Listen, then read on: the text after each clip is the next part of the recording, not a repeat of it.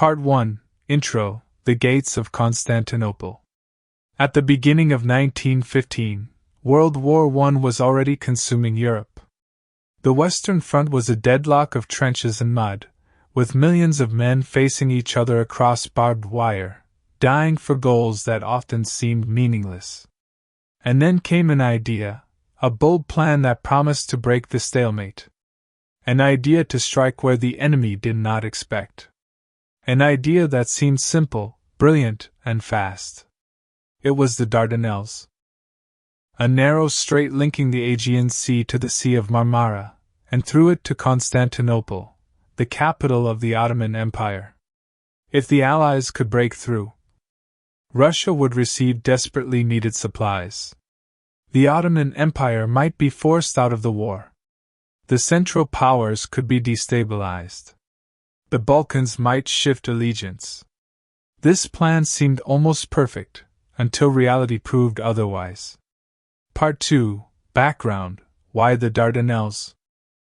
By early 1915, the Allied situation was critical. On the Western Front, deadlock. France and Britain were losing tens of thousands of men over a few kilometers of territory. Breakthroughs ended in waves of machine gun fire and artillery. On the Eastern Front, Russia fought desperately but lacked rifles, ammunition, boots, and medical supplies. The Baltic Sea route was blocked by the German fleet. Northern ports were freezing. And the Black Sea was controlled by the Ottoman Empire. In October 1914, the Ottomans entered the war on the side of the Central Powers, cutting off the vital lifeline to Russia. Allied leaders in London began to look at the map differently. The Dardanelles were the key. Control of the strait meant opening supply routes to Russia, threatening Constantinople directly, potentially knocking the Ottoman Empire out of the war. The idea was championed by Winston Churchill, then First Lord of the Admiralty. He believed in the power of modern battleships. He was convinced that a concentrated naval attack could destroy the Ottoman forts and open the strait without needing a large land campaign. On paper, it seemed perfect. 1. The fleet would enter the strait. 2. Artillery would destroy the forts. 3. Mines would be cleared. 4. The fleet would reach the Sea of Marmara. 5. Constantinople would be threatened. No soldiers on land. No bloody trench warfare like Verdun. But they were underestimating the enemy, geography, and the deadly mines. Part 3, The Dardanelles, a strait that kills. The Dardanelles is a natural fortress. The strait stretches about 65 kilometers, narrowing to only 1.5 kilometers in places. Steep cliffs rise on both sides.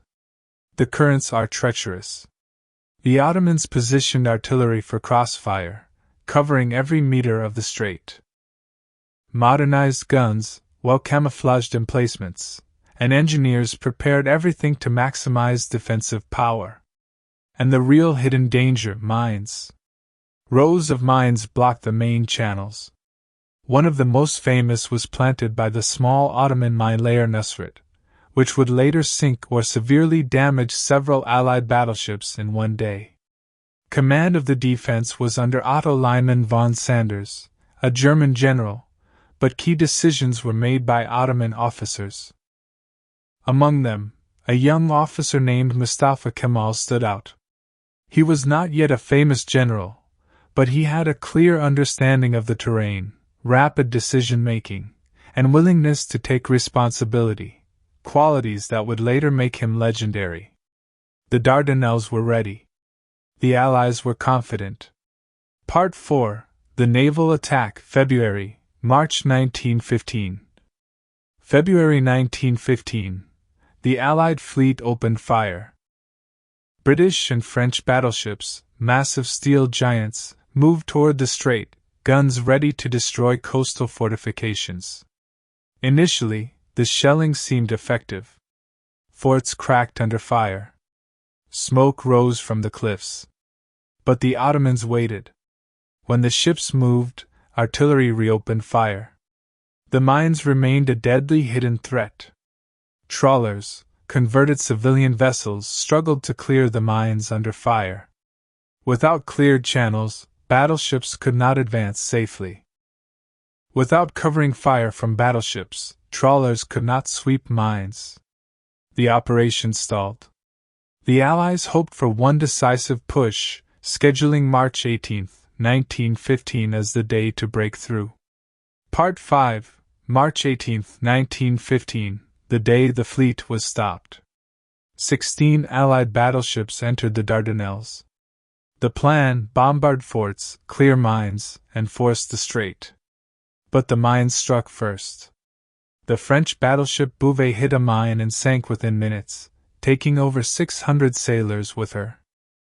Soon after, the British battleships Irresistible and Ocean were lost. Inflexible was heavily damaged but escaped. By evening, it was clear the fleet could not force the strait alone. The naval-only strategy had failed. A land operation would be necessary. Part 6, the decision to land on the shores. The Allies decided to send soldiers to the beaches. Weeks were wasted preparing. Maps were inaccurate. Troops were largely inexperienced. Forces included British divisions, French colonial troops, ANZAC, soldiers from Australia and New Zealand. Meanwhile, the Ottomans fortified their positions, ready to repel any landing. Part 7, April 25, 1915, the landing into hell. The night before the landing was quiet. Soldiers lay on deck, writing letters, smoking, or staring into the darkness. British troops landed at Cape Helles. ANZAC landed at a cove far from their intended beach, later known as ANZAC Cove. Soldiers faced steep cliffs, narrow beaches, and intense machine gun fire.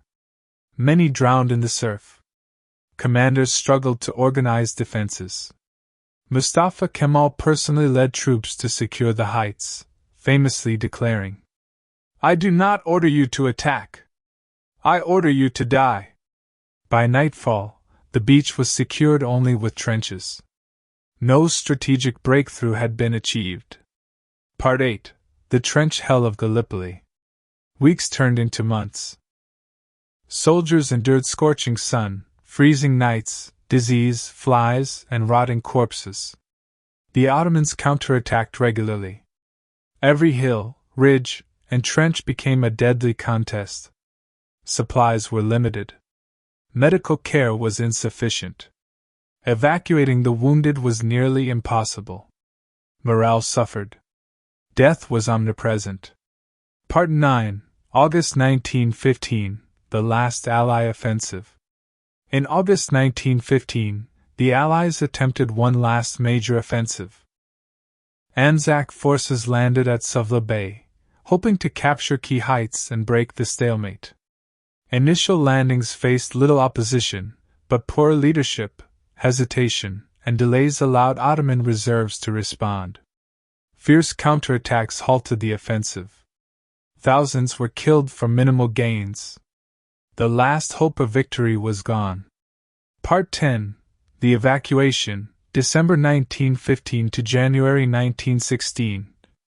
By late 1915, the Allies began planning a withdrawal.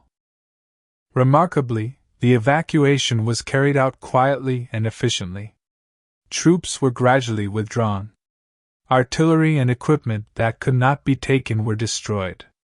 Deceptive tactics created the illusion that positions were still manned. By January 1916, the last soldiers left Gallipoli.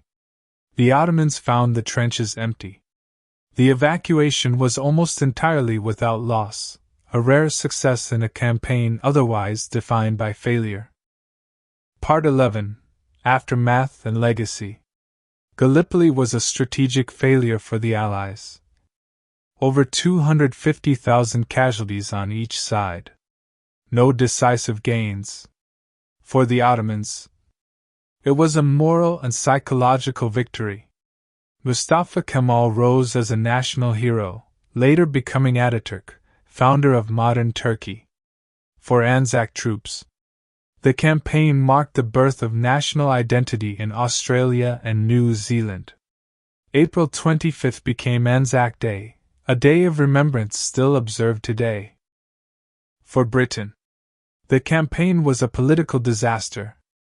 Winston Churchill resigned, though he later returned to prominence. Gallipoli remains a lesson in the dangers of underestimating the enemy, the cost of poor planning and haste, the human price of war. It shows that even the boldest plans can end in tragedy when reality and hubris collide.